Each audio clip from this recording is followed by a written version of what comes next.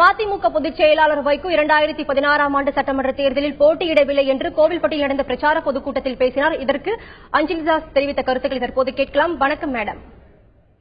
வணக்கங்க.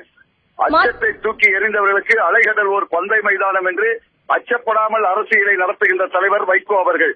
எதற்கும் அச்சப்பட மரணத்தை முத்தமடி நினைப்பவனுக்கு மகுடம் ஒரு பொருட்டல்ல, அக்னியை தின்று ஜீரணிப்பவனுக்கு அடக்குமுறை புதிதல்ல என்று ஆண்டாண்டு காலமாக எந்த ஜாதியின் பெயரால் ரத்தம் சிந்தக்கூடாது என்பதற்காக 1200 கிலோமீட்டர் வழிநடை பயணம் நடந்தவர் வைகோ அவர்கள். ஆகவே கோயில்பட்டியிலே ஒரு குறிப்பிட்ட ஜாதியை தூண்டிவிட்டு ஜாதி கலவரம் உருவாக்குகின்ற ஒரு சூழ்நிலை உருவாக்குகின்ற காரணத்தால் தான் அவருடைய வேட்பாளர்களாக நிற்கின்ற காரணத்தால் ஜாதியின் பெயரால் ரத்தம் சிந்தக்கூடாது என்பதற்காகவே அதை தவிர்ப்பதற்காகத்தான் வைகோ அவர்கள் அதற்குண்டான காரணத்தை தெரிவித்திருக்கிறார்.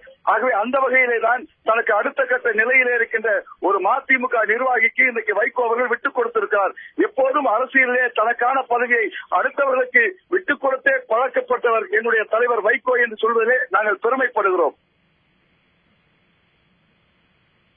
சார், இது எதிர்கட்சிக்கு ஒரு பின்னடைவா ஏற்படும். அவங்க என்ன சொல்றாங்க வைகோவோட இந்த திடீர் அறிவிப்புக்கு?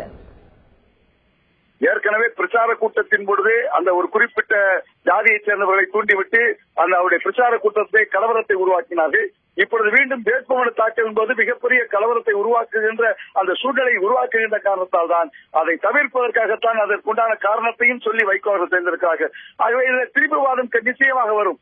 புரட்டி போட்டு பேசி பழக்கப்பட்டவர்களுக்கு அப்படித்தான் சொல்வார்கள், ஏதோ பயந்து போய் பேசிவிட்டார் என்று. பயப்படாமல் 2 நாட்டு ராணுவத்தை மீறி வைகோ அவர்கள் இலங்கைக்கு சென்று இன்றைக்கு தலைவர் பிரபாகரனை பார்த்து வந்தவர். அச்சம் அவருடைய நிழலை கூட தீண்ட முடியாது என்பது கட்சியில் இருக்கின்ற அடிமட்ட தொண்டர்களுக்கும் தெரியும்.